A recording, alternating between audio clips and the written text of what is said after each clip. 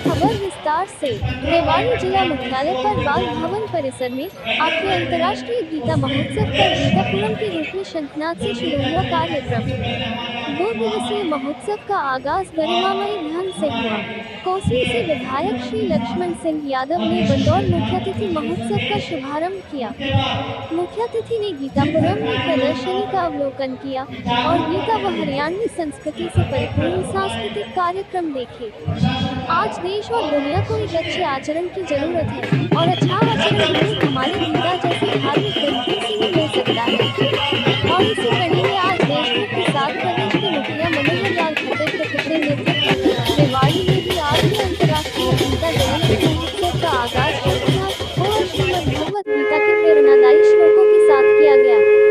ये कहना है कोसली विधायक लक्ष्मण सिंह यादव का, जिन्होंने बतौर मुख्यातिथि विधिवत रूप से कार्यक्रम का उद्घाटन कर किया और समस्त देशवासियों को आठवें अंतर्राष्ट्रीय गीता जयंती महोत्सव की शुभकामनाएं दी।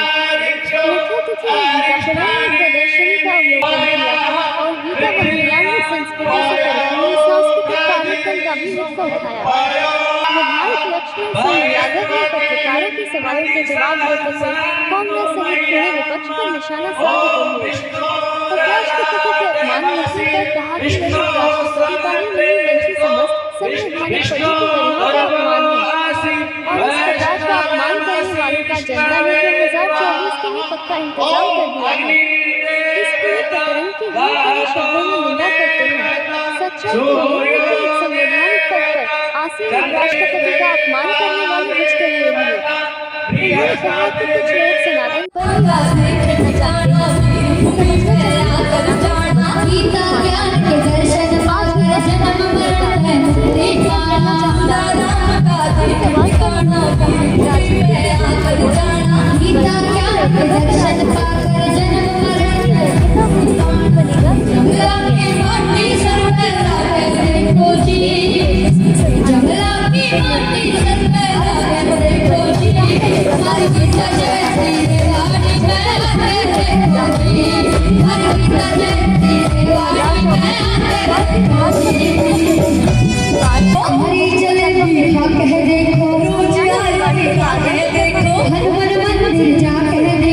जयंती महोत्सव का आज आगाज हुआ, बतौर मुख्य अतिथि आप। सबसे पहले तो मैं गीता जयंती का 8वां जो वर्ष है हरियाणा वासियों को बधाई दूंगा और साथ में अपनी सरकार का धन्यवाद करूंगा आदरणीय मुख्यमंत्री जी का, अब उन्होंने इतना बड़ा स्टेप जो लिया है। भले ही लोग कुछ भी कहें लेकिन आज उसकी महत्वता लोग समझ रहे हैं और आज उसकी बहुत ज़्यादा ज़रूरत भी है।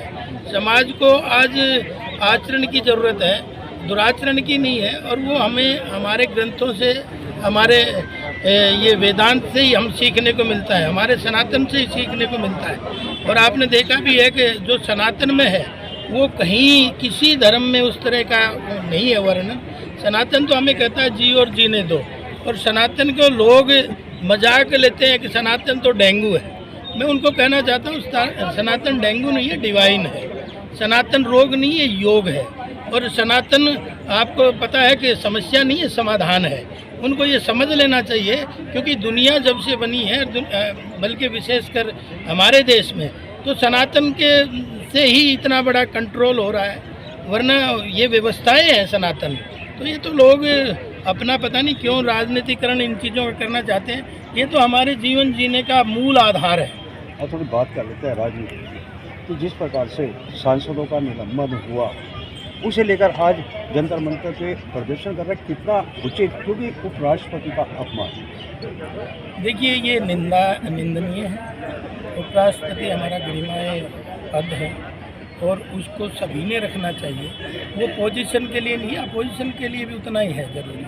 तो उस गरिमा को तो सबको ध्यान रखना चाहिए। और जो इस तरह की राजनीति करते हैं, दुनिया उनको समझ रही है और उनका इंतजाम भी कर रही है। और आपने देखा भी है पिछले अभी 3-4 राज्य 5 राज्यों के चुनाव थे, उसमें देख भी लिया। अब ये बुझते हुए दिए हैं, किसी न किसी कुकर्म के साथ तो खड़े ही होते हैं। आपने देखा है कि जब भी आपने JNU का भी हाल देखा, उसमें भी भारत माँ तेरे टुकड़े होंगे इंशाल्लाह इंशाल्लाह, उनके साथ कौन खड़े थे? आतंकवाद के साथ कौन खड़ा है? विरोध अपराधियों के साथ कौन खड़ा है? और जब जब भी देश के खिलाफ गतिविधियां होती हैं उनमें ये सबसे आगे खड़े मिलते हैं। तो आज जनता जागरूक है हिंदुस्तान की और वो जानती है। विधायक साहब, सबसे बड़ा सवाल तो ये है कि हमारा देश, हमारी सरकार विश्व गुरु बनने की राह पर है, और इस प्रकार की चीज़ें अगर जब मैसेज जाता है, विदेशों में जाता है, तो क्या उसका संदेश पहुंचता है? देखिए, ये हर युग में रहा है।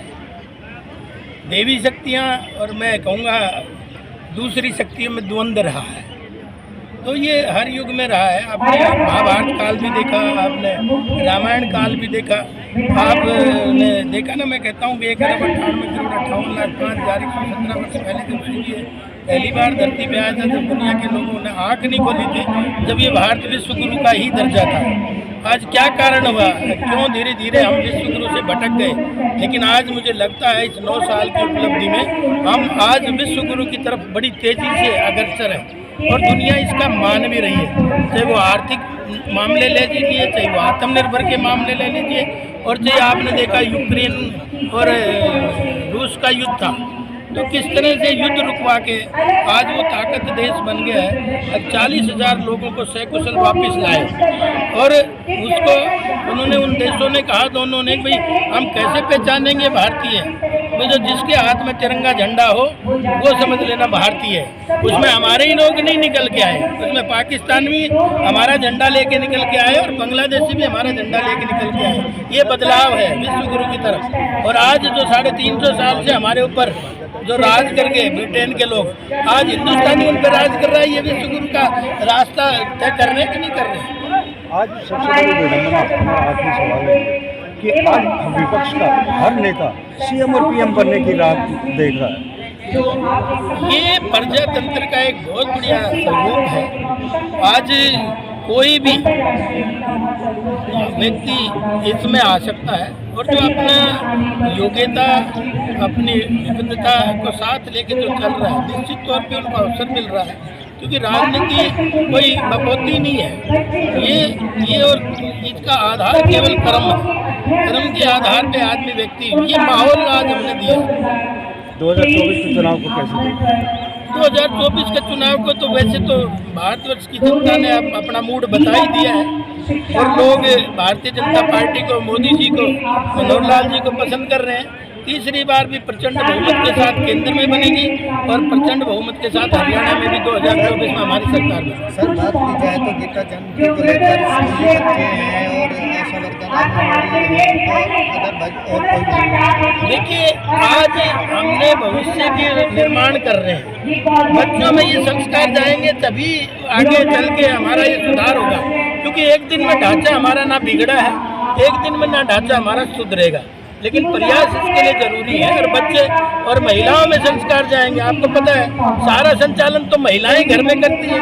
अगर घर में संस्कार ठीक चल रहे तो बाहर ऑटोमेटिक वो संदेश देते हैं। जन भागीदारी की कमी भी मानते हैं कि जन भागीदारी आज नहीं नजर आ रही है। जन भागीदारी बहुत है। आंगनबाड़ी वर्कर से स्कूली बच्चे ज़्यादा नजर आ रहे हैं। देखिए, आंगनवाड़ी वर्कर जो है और स्कूली बच्चे जो हैं, आंगनवाड़ी वर्कर जो हैं वो गांव के हर वार्ड में अपना संदेश देती है। तो एक बार ऊपर से नीचे तो पानी बहता है, नीचे से ऊपर जाने में तो बड़ी मेहनत लगती है, लेकिन जब भी हम लोग सब सुधर जाएंगे, हम लोग सुसंस्कृत हो जाएंगे, तो ऑटोमेटिक हमारे नीचे जो रहते हैं वो ऑटोमेटिक हो जाएंगे। तो अच्छा एक प्रयास है सरकार का। मैं तो मुख्यमंत्री का धन्यवाद करूँगा, वरना तो ये सब भूल गए थे भारतीय संस्कृति संस्कार को।